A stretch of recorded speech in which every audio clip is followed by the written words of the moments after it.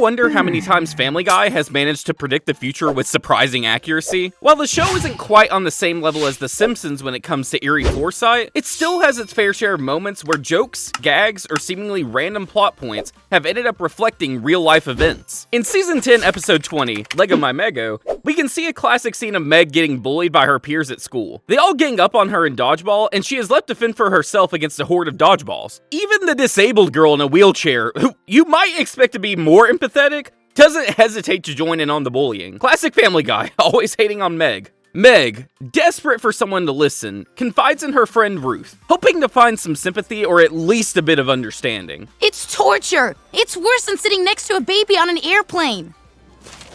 So what brings you to Kentucky? Ruth excitedly shares some big news with Meg, telling her about a special program that will allow her to spend an entire semester in Paris. Hey, I know. If you hate it so much here, why don't you come to Paris for a semester with me instead? I'm leaving next week. You're going to Paris for a semester? Yeah, it's a program sponsored by the high school. Someone being nice to Meg for once? That's crazy. I guess she should have known things were going a bit too well. As she stands by the door ready to embark on this new adventure, she takes a moment to say goodbye to her family. Surprisingly, they actually seem a bit sad to see her go, a reaction that feels almost counterintuitive. However, as soon as Meg and Ruth arrive in France, they are met with a suspicious stranger who asks them if they would like to share a cab with him. The two girls obliviously agree and get in with him. While on the phone with her father, Meg sees Ruth getting kidnapped by some men in black outfits.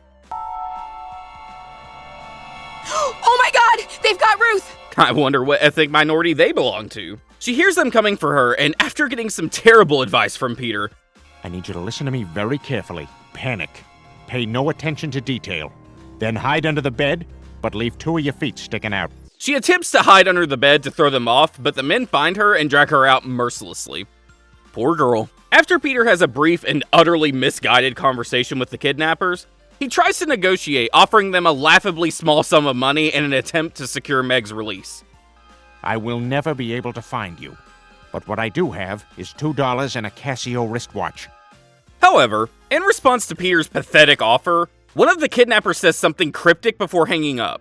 Dracar Noir. The reference to the popular cologne, which was all the rage in the 90s, confuses Peter. It's clear the kidnappers are mocking him in some way. The Griffins call the FBI to retrieve Meg, but the FBI are unable to take action unless Meg has been missing for 96 hours. If she's not found within 96 hours, chances are she's gone forever. Then we've got to hurry. Sorry, we can't begin our search until she's been missing for 96 hours. Brian and Stewie, after a bit of banter, decide that the only way to save her is to get to Paris themselves to take matters into their own hands. The family, in their usual chaotic and often misguided attempts to rescue Meg, eventually uncover the identity of the man responsible for picking them up in Paris. After the first kidnapper meets an untimely and unexpected demise, Oh no, I have shattered myself. their focus now shifts to finding the man who cryptically uttered Dracar Noir.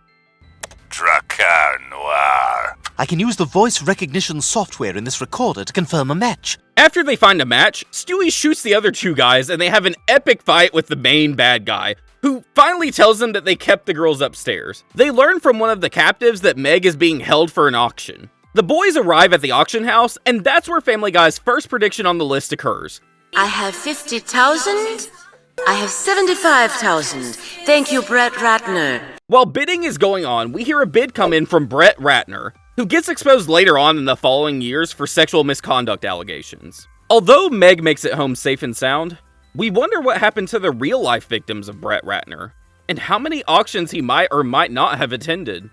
A mystery unsolved, perhaps. In Season 12, Episode 6, titled Life of Brian, Stewie and Brian find themselves in a tense and perilous situation where they must escape from a fierce group of hostile Native Americans. The duo, in their typical fashion, is thrust into an unexpected and dangerous scenario. In a moment of reflection, Brian, ever the voice of reason, or at least the more rational of the two, takes a step back to explain the origins of their predicament. Messed up. You went back to 17th century Jamestown and you gave guns to the Indians and now they're running everything. I said I messed up, all right? Instead of simply observing history, Stewie decided to meddle with the past in his usual impulsive and reckless fashion. He gave guns to the Native Americans, drastically altering the course of history. This seemingly small act of interference set off a chain of events that led to the Native Americans taking over Jamestown by force. After managing to escape from the hostile Native Americans, Stewie and Brian find themselves in even deeper trouble as they attempt to navigate through time to fix their mess. Stewie, in his usual frantic yet calculated manner, discovers that his time machine's return pad has been destroyed. This devastating setback leaves him with no easy way to return to their original timeline.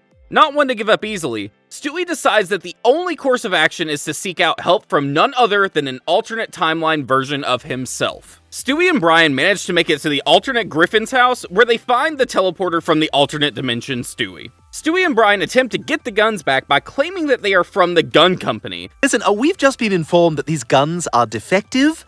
We're from the gun company. They succeed in their mission, and all is well in Quahog once again. Later in the episode, as Brian and Stewie continue their wild adventure, things take a tragic and unexpected turn. While the two are playing outside, enjoying a moment of calm after the chaos they've caused, the scene takes a shocking twist. Out of nowhere, a truck comes barreling down the road, and before anyone can react, Brian is struck and hit with incredible force. The impact is jarring and sudden, and in a heartbreaking moment that caught the fans off guard, Brian gets injured and later straight up dies.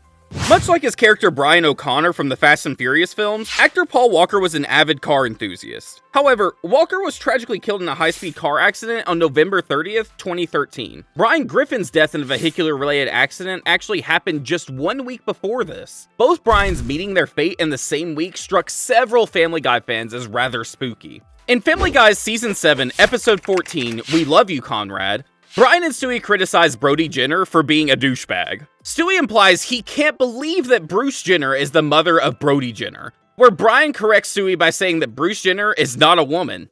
I can't believe that came out of Bruce Jenner's vagina. Bruce Jenner is a man. No, Brian. That's what the press would have you believe, but he's not. Bruce Jenner is a woman. In response, Stewie says that's what the media is trying to make you believe. This episode came out in 2009. In 2015, Bruce Jenner revealed that she is transgender and has become a woman, now known as Caitlyn Jenner. In Family Guy Season 10, Episode 22, Viewer Mail Number 2, Peter is watching a roasting TV show featuring Robin Williams. Oh man, Robin Williams is my favorite. Peter, watching his favorite comedian getting roasted, gets frustrated and runs out in the rain and complains to God, saying, "How can you allow this?" and wishes that everyone could be Robin Williams. Peter then gets struck by lightning. He wakes up in the hospital 2 days later and discovers he has a new power, that whoever or whatever he touches becomes Robin Williams. Oh my god, you're Robin Williams! He gets excited and touches anyone and everything he can. But it starts to catch up with him when everyone around him is Robin Williams, including his family. Eggs. Who came first, the chicken or the porn star? Oh, the porn identity. Who am I? Oh yeah, the pizza man. Wow. Peter tries to run away and even tries to end himself permanently multiple times. Well, I haven't been to temple in a while. This became particularly eerie, as the episode Family Guy Season 10, Episode 22, Viewer Mail Number 2, aired the same day in the UK when the beloved actor Robin Williams tragically passed away. The heartbreaking real-world event paired with the in-universe tribute to Robin Williams create a surreal parallel, making it impossible not to reflect on the connection between fiction and reality. In Family Guy's Season 15, Episode 6, Hot Shots, Lois, after reading the side effects of the vaccination and deciding not to get Stewie vaccinated. Possible side effects: fever, severe allergic reaction, muscle and joint pain. Wait, and this can't be right. They actually put some of the disease in the shot? Starts an anti-vaccination movement alongside Peter. They hold a rally in the park in Quahog to persuade other parents to not get their children vaccinated. Because heartless corporations make billions of dollars by foisting garbage and poison upon our children. After the campaign, a measles outbreak occurs in Quahog. The government enforces a citywide quarantine to contain the epidemic. This is getting a bit too real, huh? Stewie tries to escape the quarantine city to get vaccinated from another town. During the escape, he encounters his future self, who warns him of the dangers of remaining unvaccinated. They also joke about this episode being a lecture from liberal Hollywood. Vaccinations are a human right. Great, just what I needed, a lecture from liberal Hollywood. The episode also starts with a bat getting into Peter's house, which becomes relevant when we look at the corresponding events that happened in the real world. This episode came out in 2016. In the year 2020, the world was hit by an unprecedented global health crisis, when a new and highly contagious virus, COVID-19, rapidly spread across the planet. Entire countries went into lockdown, businesses shut down, and social distancing became the new normal. Alongside these efforts, however, a strong anti-vaccination movement gained traction, fueled by misinformation, skepticism, and distrust in pharmaceutical companies and government mandates. In Family Guy's Season 5, Episode 18, Meet the Quagmires, Peter asks Death if he can go back in time to be 18 again. Peter, after traveling back in time, sees young Lois. Lois greets Peter, reminding him of the movie they had planned out for the night as a date. Peter rejects her by saying he has plans with Cleveland that night. Tonight I got plans with Cleveland. But we had a date. This breaks Lois's heart. Peter, after this, enjoys the rest of his night with Cleveland, and also meets a girl who he makes out with. Peter then encounters Death, who tells him that his time has run out. Peter, though disappointed, travels back to the present. He sneaks in his bed and goes to sleep. When he wakes up, he sees the woman beside him, and shockingly, it wasn't Lois, but the girl he met last night. Peter finds out that this woman is his wife instead of Lois. Peter, confused, then encounters Lois, who is apparently married to Quagmire. Brian then explains to him how that one night in the past caused a chain reaction, and how his behavior with Lois might have caused things to end up the way that they did. Peter then goes to find Death. When he confronts Death, he tells him how it's been a busy day. Man, it's been a busy day. Dick Cheney, the chairman of Halliburton, shot Supreme Court Justice Scalia in a hunting accident, and a bullet went right through him and killed Karl Rove and Tucker Carlson. This episode was aired in 2007. Fast forward 9 real-world years, and Antonin Scalia died in his sleep, likely from heart-related causes. However, it was the day after he'd gone on a hunting trip. So while Family Guy didn't get the cause right, it's still odd that hunting was involved. In Family Guy Season 4, Episode 4, Don't Make Me Over, Lois, Meg, Stewie, and Brian take a trip to the mall for a day of shopping and browsing. Rather than tagging along for the shopping spree, Stewie and Brian decide to explore the mall on their own, casually strolling through the bustling corridors. In the next scene, Brian dares Stewie to strip down and run completely naked through the mall while shouting absurdities. Help! I've escaped from Kevin Spacey's basement! Help me! They settle on a measly $8, an oddly low amount considering the sheer embarrassment. The moment is played for laughs, fitting perfectly with Stewie's usual brand of over-the-top antics. In 2005, it became one of the show's eeriest predictions. Actor Anthony Rapp came forward with the allegations that fellow actor Kevin Spacey made a sexual advance on him when Rapp was underage. This sparked several others to come forward with more accusations of similar misconduct. In April 2013, the Boston Marathon became the site of a devastating terrorist attack, forever altering the lives of those involved and the city of Boston. 2 brothers set off explosives near the finish line of the marathon, killing 3 people and injuring hundreds more. Things truly get strange when we look at the episode Turban Cowboy from Family Guy. Peter Griffin and his trusty car were causing their own terrorism in the fictional world of Family Guy as well.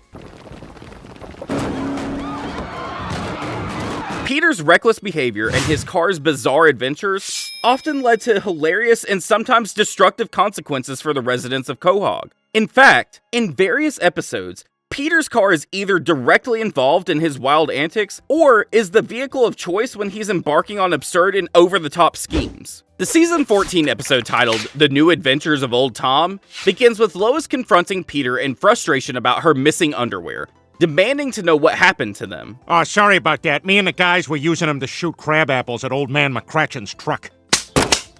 We don't want raisins on Halloween! We want candy!